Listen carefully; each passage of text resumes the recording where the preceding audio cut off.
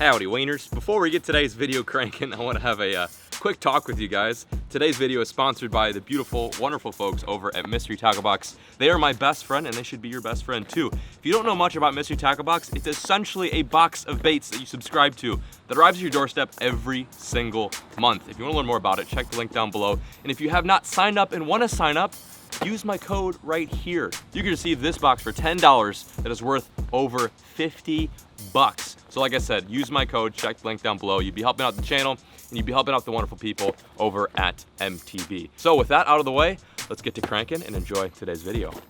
What is cranking, Wieners? Welcome back to the channel. Got a very saucy, exciting episode for today. You guys can probably tell what we've got going on just judging by the title and the thumbnail, but yeah, it's been a minute since I filmed one of these Google Maps challenges. It's funny because I think these are some of the more liked videos on the channel. First time I ever did one of these, I think the video got like 1 million views, which was kind of surprising, but they're fun to do. If you are new to the channel or have never seen these types of videos, let me kind of give you the lowdown as to what is about to happen. In these Google Map challenges, I go on my phone, log on to Google Maps, and I pick at least 3 or 4 lakes that I've never fished before, that I know nothing about, and try to catch fish at them. I give each spot roughly an hour to 2 hours, try to make something happen. So here we are, first spot. It's on the outskirts of Fort Worth. It's like a chain of 3 different little ponds. I honestly have no idea if there's fish in here, but at first glance, it looks pretty fishy. I'm seeing some minnows, some turtles, but yeah, I'm pretty pumped. Also, I want to say thank you to today's sponsor, Mystery Tackle Box. We'll go into some of the lures that they sent me for the month of May, but I'm just excited to get after it. It's been a minute since we filmed one of these videos, so stick with it, stay tuned, and let's go crank them.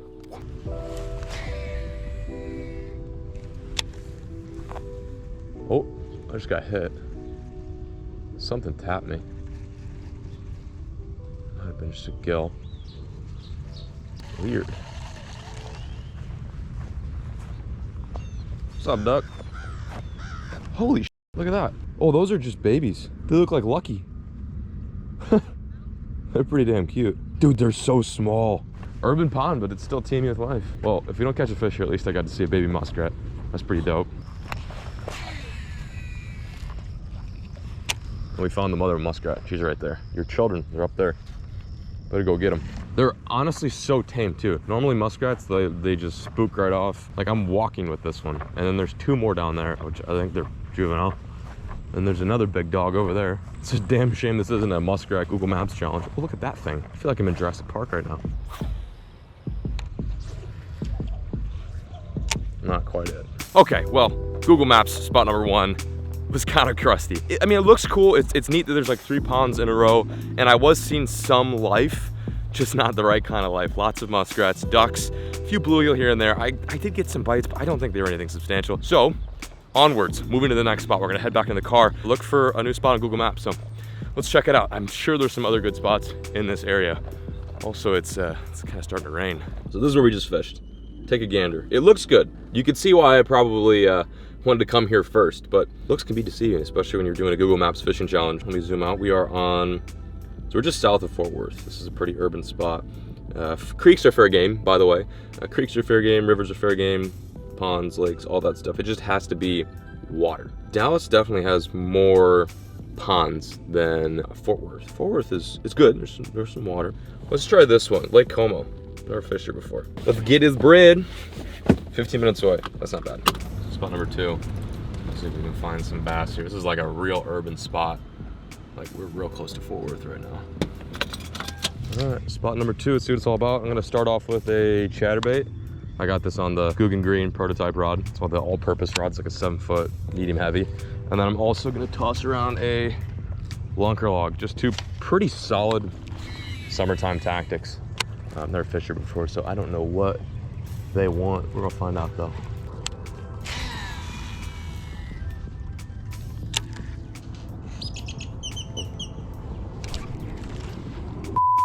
Seriously? There's one. Oh, no. Pick it back up. Why did I not set the hook? It was a really good bite too. Really stupid. I was waiting way too long for that. Damn it. Next. Spot number 2. Unfortunately, wasn't productive. Maybe I'm just not a closer.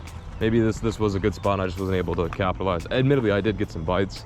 I don't think they were very big fish, but despite the weather seeming like it'd be good for bass fishing, it just It isn't working out, but we're not giving up. That is the whole mantra of these Google Maps fishing challenges. You just don't quit. We might find a new honey hole today, I don't know. But this wasn't it. All right, we're at spot number 3 right now. I found this one right after we caught nothing at that last spot. Hopefully this one's a little more productive. There's water, tons of bluegill beds. Wow, it's a good sign. Means these bass are probably eating gills right now. This size of that turtle. He's so little. Upwelling. Aerator? Yeah. Oh, I think I just had one. That felt so sus.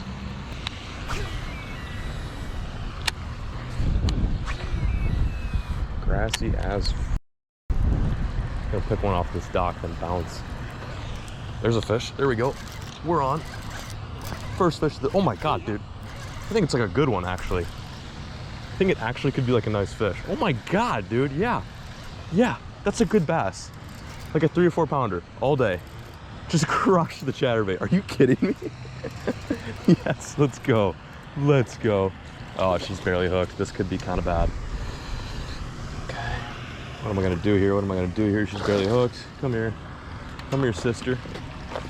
Oh, this is not good. This is not good. Stop that, stop that, stop that. Oh god. I got her. Check it out. There we have it. It only took 3 spots on Google Maps, but we got it done. And that's a good fish, man. Like, fishing these little public urban ponds here in DFW, you don't really expect much, but you also have to remember it's Texas. Big bass grow in Texas. What do you think? Probably about, I don't know, high 2s. Yeah, high 2s for sure. Crushed the bladed jig with a saucy swimmer, 3.3 saucy swimmer on the back. That feels good. Actually, this is the first fish I've caught on these new prototype rods. This is the 2nd round. And I love them. They're awesome reaction rods. This one in particular is, at least. We've been fishing for 3 or 4 hours, 3 different spots on Google Maps, and we finally got it done. What a gorgeous urban bass. Oh, I'm pumped. Let's go. Bye-bye. Yes.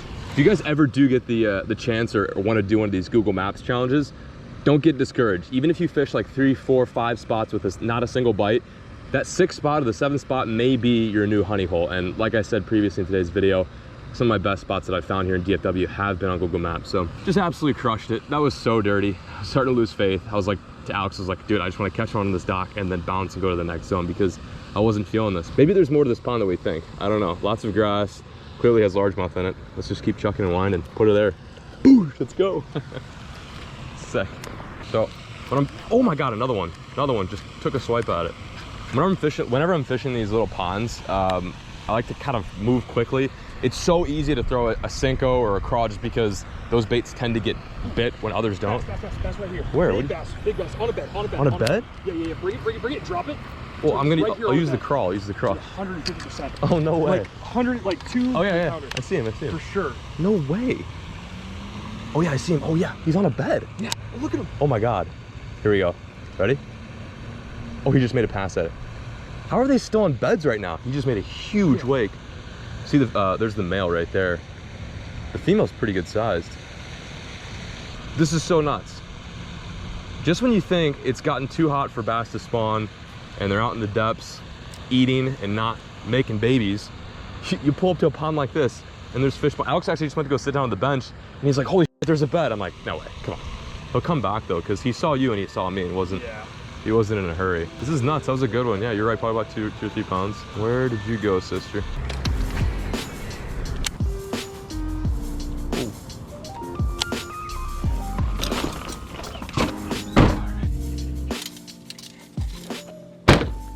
So how about that? Spot number 3, we finally found a good fish. We tried to work that one that was on the bed and no success. I don't know, it was actually weird that there was even fish on beds and we found a few more, but they were for some reason very skittish. Usually in public ponds like that, whoever gets that fish first, they're not gonna bite again. But it's a good sign. We caught about a 2.5 to 3 pounder. We're at another spot right now. This is spot number 4, is that what it is? Yeah, we're spot number 4. Been fishing for like 7 hours out here trying to film this video for you guys. But this one looks good. Not because of just like the way the ponds look, it's just that there's so many different ponds. There's a creek, there's 2 ponds, there's a giant pond, and then just to the left there's like another big pond. It looks good. We're gonna see if there's any bass feeding. Got 3 rods, I got a Kraken crawl, a lunker log, and a bladed jig. So far the bladed jig has come in clutch. Let's see if we can crank them. So here's the creek that runs adjacent to the ponds. There's gotta be fish in here too. Hoping we catch some fish here and we don't have to keep looking for another spot just because it's getting so damn hot out, man. It is not nice out here in Texas.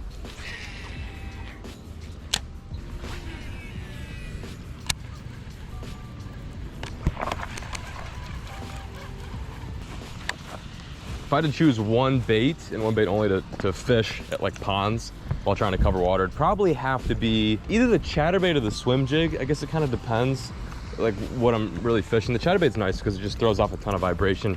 You can fish it quickly and cover water. That's like the most important part about fishing these ponds. You just want to cover water. Like a craw is great, a stick bait's awesome, lunker log always slays, but it just, you don't get to really fish a whole lot of the pond when you're using those tactics, so you kind of have to move slow. With this chatterbait, I can fish this whole pond in roughly 10 minutes. Granted, I could be missing some more inactive fish, but at least I'm identifying where the vast majority of these bass are hanging out. I'm throwing a little 3/8 ounce white bladed jig, and on the back, a 3.3 saucy swimmer, just to counteract the weight of the blade and the movement, and then also add some bulk and some flair, some scent too. There could be giants lurking. Is that a fish? No way. Stick. Wow, that had me good. Like what? He literally said, There's one. Yep, fish. Good one too. Nice one. Yes, the chatterbait. Knew it would pay off. I just knew it. Yes, sir. Nice little fish. Felt a lot bigger than it really was. Nice little largemouth. Oh my God, he has been caught before. That is not a good sign. Poor guy. Fish number 2 of the day for the Google Maps challenge here in Texas. The DFW Google Maps challenge is going, honestly, a lot better than anticipated, especially since we didn't catch fish the first 3 ponds. Time to send Jimmy back though. See you later, buddy. Thank you for biting. Whew. There we have it, just like I said. Cover a lot of water. You may not catch all the fish, you may not catch, like, it may not be the most productive technique, but at least with the chatterbait, you can cover so much water, fish fast, and find the ones that are willing. No point in spending time on the ones that are difficult to bite. Just pass through those guys. Catch the little hungry ones.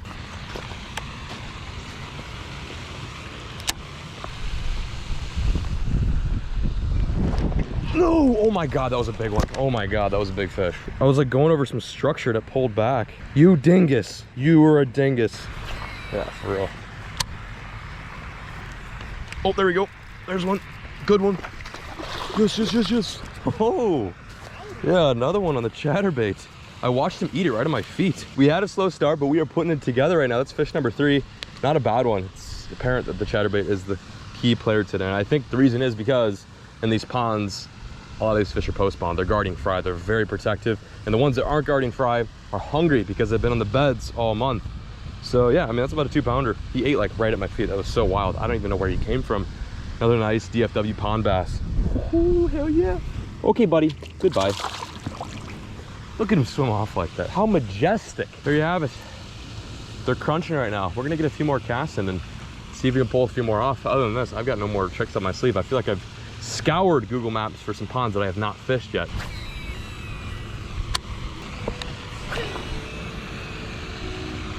All right, that's all she wrote. I've literally fished both ponds from front to back. Caught 1 fish in one, caught 1 fish in the other. Total of 2 fish. One looked a little bit better than the other. I definitely can tell this is a healthier pond. But yeah, we have absolutely ran train on a good amount of Fort Worth ponds here. My God, I'm tired. It's humid, bro. It's so humid. Literally, it's supposed to be 86 degrees right now, but I'd rather sit in 100-degree temp with no humidity. This is it's just hot. It's sticky. But we had a mission success. We're gonna go back to the car, tally up the score, and just kind of talk about how we caught the fish today. We'll meet you there. We had a freaking duty, folks. We're back.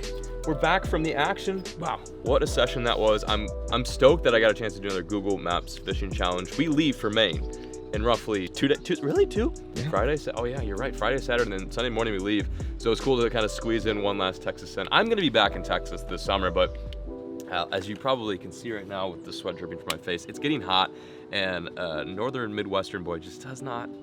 I don't do good with the heat. I like 70s and 80s. So yeah, my point is this was fun to film this. Hope you guys enjoyed the video. If you guys have any questions about the lures that we used in today's epi, drop a comment in the comment section below.